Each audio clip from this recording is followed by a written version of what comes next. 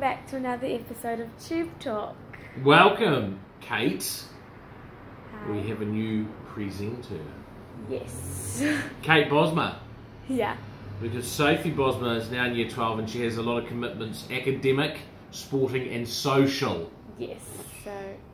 So it is the year of Kate. I'm taking over. You are. And you will bring us great fortune. Yeah, let's hope so. So, start with last week. So last week we had 3 seconds. The first one was Sentimental Miss. In the Group 2 Sir Tristram Fillies Classic, fabulous run, got back last, settled beautifully, started to go through gears in the straight, hit the line really hard for second, was would have run a very fast last sectional. So she's now Group 2 and Group 3 placed. And she is on target for the New Zealand Oaks. So she'll run next in the Lowland, which is a Group 2 Fillies race on 2100, and then the Oaks. And the further she goes, the better she'll get. And it was a hard track on Saturday, which she handled, but any rain won't bother her either. It'll just bring her into it more. So she's a really good live chance in the Oaks. Cool. Exciting. Yeah. Then we had Major Issue. Major Issue, very good second. Should have won, but just couldn't quite get out in time. She was blocked in, looking for a gap. The winner actually rolled out on him. We did look at the tape, but it wasn't quite enough to overturn it. But she was like only a bob of the head second. And she'll go to Wingatui in a couple of weeks' time for a $22,500 rating 65 mile again. She's going well and she'll go further too. She's got over more ground. Cool. And finally, Titanium Jack. Titanium Jack, yes, Thursday at Riccarton. Andrew Carston worked his magic. He got back in the field, hit the line really hard for second.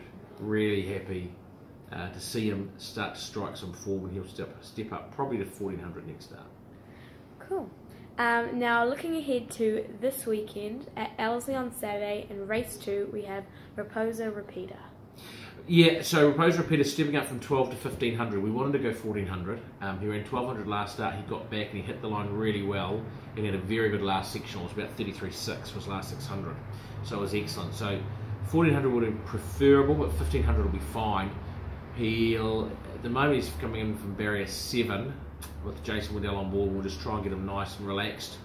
He races well at Ellerslie, and as long as the step up in distance suits, he should be very competitive in that field. Cool. Then in race 8, also at Ellerslie, we have 2 horses, both on the ballot and both needing scratchings to race. First, Bet She Is. Yeah, Bet She Is, nice barrier draw for her 5, stepping up in ground. She was 4th last start, and we think she's looking for the step up in ground. But yeah, you're right, she needs 2 scratchings to make the field. If she does make the field, she'll probably settle reasonably handy, I think. And they always do it. It is her first run over ground, so we expect her to improve for it. They always improve for their second run over ground. But she can be competitive, the track will be firm, she'll like that. Yeah, just whether she makes the field or not. If she doesn't, she'll probably run in a Fillies and Mares mile at Avondale next Wednesday at the Pearl Bonus and then go to 2100 about 8 days later. Cool. Then also in that race we have Top Actress. Raced last Friday and went to the front and was just attacked too hard, and so had nothing left in the straight, but has pulled up really, really well. So we've looked at this race for her, but she's 4th on the ballot and unlikely to get a run. Then in Newcastle, Australia on Saturday in race 8 we have Stardome. Stardome, very exciting horse, 3-year-old colt by Savabeel. He's on an AJC Derby path. This is his first start on that path. Newcastle over 1400. He's had a couple of trials to get him ready. He's got not a great barrier draw of 11 in a big field. Lee Megorian, the ex-Irishman, ex-Kiwi riding. He'll get back, and we're just looking for him to really start to be warming up and hit the line hard. He's not going to come into his own until he gets over a bit further, but if he's hitting the line well, we're going to be pretty happy on Saturday. Cool. Now it's time for Bit of the Week. So this week we have 2, both in Avondale. First one is in race 6 and it's called Vernon Me. Yes, so Ellerslie, the Avondale Guineas, Vernon Me in the Group 1 mile of In Classic, pushed Madison County close. He looks like an all-out Derby horse. He looks like the step up in distance will really, really suit him. And he's $9 and $3 fixed odds. I think it's fantastic each way money. I think he's a super, super each way bet. Then also at Avondale, in race 7, we have 5 to Midnight. That's right, in the Avondale Cup, run at Ellerslie, 5 to Midnight. He's just a stayer at the top of his game. He won on Karaka Million night with 60 kilos. I think he's got 59. He drops a kilo. And when you get horses like him, old geldings like him, which just find their zone, they're very, very hard to beat.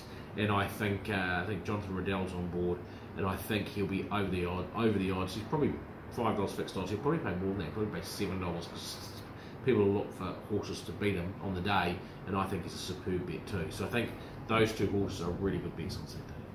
Right, so that's all we have for this week. Thank you, Kate, and we'll be back next week. Okay. Bye.